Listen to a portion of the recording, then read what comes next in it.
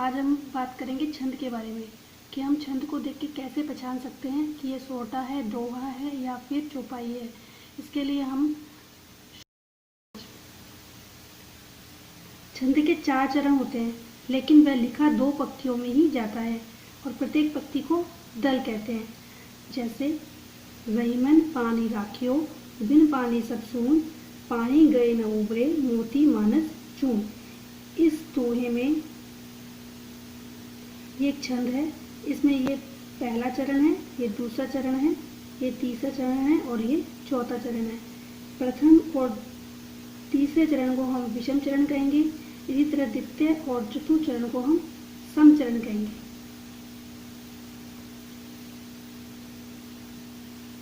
चरण 2 प्रकार के होते हैं, सम चरण और विषम चरण। हम इसकी बात कर चुके हैं पहले ही।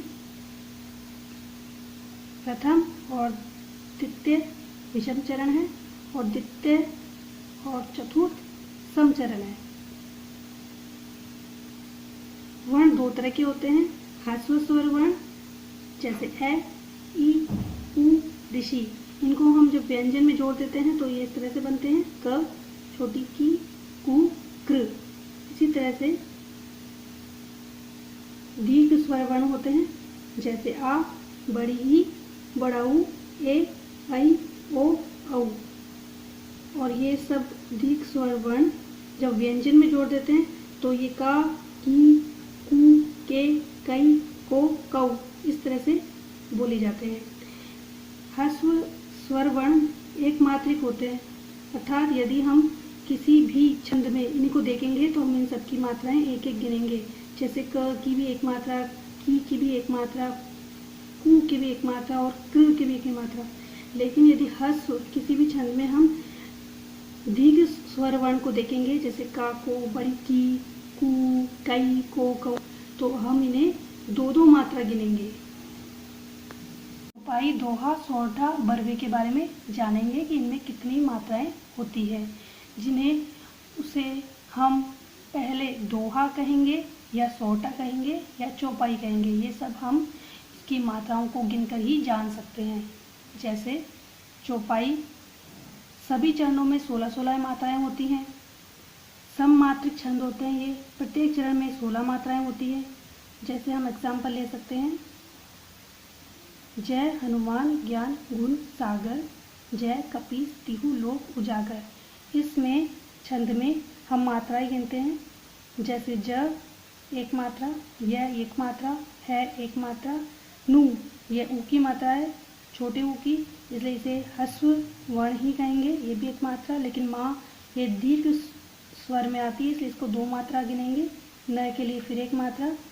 ज्ञा, ज्ञ पे आ की मात्रा इसलिए इसे दीर्घ स्वर में गिनेंगे। न पे एक ही मात्रा है तो एक मात्रा। गु ये भी एक ही मात्रा है और न पे भी एक ही मात्रा है। इसी तरह सा ये द्विमात्रिक है, ग एक मात्रिक है और एक मात्रिक है। इसको हम गिनते हैं 1, 2, 3, 4, 5, 6, 7, 8, 9, 10, 11, 12, 13, 14, 15, 16 टोटल 16 मात्राएं होती है। इसी तरह से जय के लिए 1, य के लिए 1, क के लिए भी 1, पी इसके लिए 2 मात्रा क्योंकि बड़ी की मात्रा है, दीर्घ स्वर वर्ण है ये।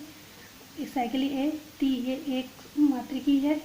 हु ये भी एक मात्रिक है क्योंकि इसमें छोटे उ की मात्रा है।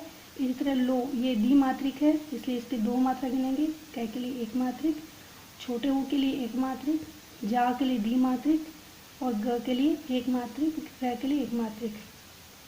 इसी की मात्रा गिनते हैं हम कुल 1, 2, 3, 4, 5, 6, 7, 8, 9, 10, 11, 12, 13, 14, 15, 16 कुल 16 मात्रा हो गई है। अर्थात इसके हर चरण में 16 मात्रा ही आती है। चौपाइयों में सभी 16 मात्रिक होती है। इस तरह आप पहचान सकते हैं कि वो सोरठा है, दोहा है या चौपाई है, क्योंकि इसके हर चरण में 16 मात्रा ही होती है। आगे है दोहा और सोरठा, जिसके बारे में हम जानेंगे। ये अर्ध सममात्रिक छंद होते हैं, अर्थात इसमें मात्राएं अलग अलग होती हैं। जैसे दोहे में हम लेंगे, दोहे में जो प्रथम और तृतीय जो चरण होते हैं वो विषम होते हैं, उनमें 13 मात्रा होती है। और उसी तरह से जो सम चरण होते हैं यानी दूसरा और चौथा जो चरण होता है वो 11 मात्रा का होता है। इसको हम एग्जाम्पल से समझ सकते हैं। रहीमन पानी राखियो, बिन पानी सब सून, पानी गए न उबरे, मोती मानुष चून। इसमें हम मात्राएं गिनते हैं। र एक मात्रा, ही ये भी छोटी की मात्रा है, हसु स्वर है इसलिए एक मात्रा, इसमें भी एक मात्रा, इसकी भी एक मात्रा। पा ये दीर्घ स्वर्ण वर्ण है इसलिए इसकी दो मात्रा। नहीं ये भी दीर्घ स्वर्ण वर्ण है इसलिए दो मात्रा। रा ये दो मात्रा है। खी छोटी की मात्रा है इसलिए इसको एक स्वर वर्ण में लेंगे। और ये दीर्घ स्वर वर्ण हो गया, इसे गिनते हैं हम 1 2 3 4 5 6 7 8 9 10 11 12 13, ये 13 मात्रा हो गया। इसी तरह से दूसरे चरण में हम लेते हैं बी, ये भी एक मात्रिक है, ये भी एक मात्रिक है। ये पा ये दो मात्रिक हो गया। इसी तरह ये दो मात्रिक है, ये एक मात्रिक, ये भी एक मात्रिक। ये बड़ा हुआ है इसलिए द्विमात्रिक है और ये एक मात्रिक है। 1 2 3 4 5 6 7 8 9 10 और 11, ये 11 मात्रिक हो गया। देखिए आप प्रथम चरण में 13 मात्रा आ रही है और द्वितीय चरण में 11 मात्रिक आ रही है। इसलिए दोहे में क्या होता है कि विषम चरण, यानी ये दोनों जो है विषम चरण है, तो इनमें 13 मात्रा है और जो ये सम चरण है इनमें 11 मात्रा है। इस तरह के जो छंद होते हैं उन्हें दोहे कहते हैं। इसी तरह सोरठे भी अर्ध सममात्रिक छंद होते हैं। सोरठे में विषम चरण यानी पहला तीसरा चरण 11 मात्रिक होता है और जो दूसरा और चौथा सम चरण होता है वो 13 मात्रिक होता है। ये दोहे के बिल्कुल उलट होते हैं। यदि दोहे में जो प्रथम विषम चरण होता है वो 13 मात्रिक होता था और जो दूसरा चौथा होता है वो 11 मात्रिक होता था, लेकिन सोरठे में इसका उलट होता है। इसको आप ऐसे समझ सकते हैं, दोहे में विषम 13 जबकि सम 11 मात्रा का, लेकिन सोरठे में विषम 11 और सम 13 मात्रा को होते हैं। कई बार आधा अक्षर भी होता है किसी किसी छंद में, तो एक मात्रिक के साथ जुड़ा होने पर उस आधे अक्षर को भी हम एक मात्रा में ही गिनते हैं। मैं आपको एक प्रश्न दे रही हूँ, उस प्रश्न को आप पढ़िए और पढ़ के कमेंट बॉक्स में इसका उत्तर दीजिए कि यह दोहा है, सोरठा है या फिर चौपाई है। निज भाषा उन्नति अहे, सब उन्नति को मूल, निज बिन निज भाषा ज्ञान के, मिटे न हिय को शूल। इसका उत्तर कमेंट बॉक्स में ज़रूर दीजिए और लाइक करना बिल्कुल भी ना भूलें।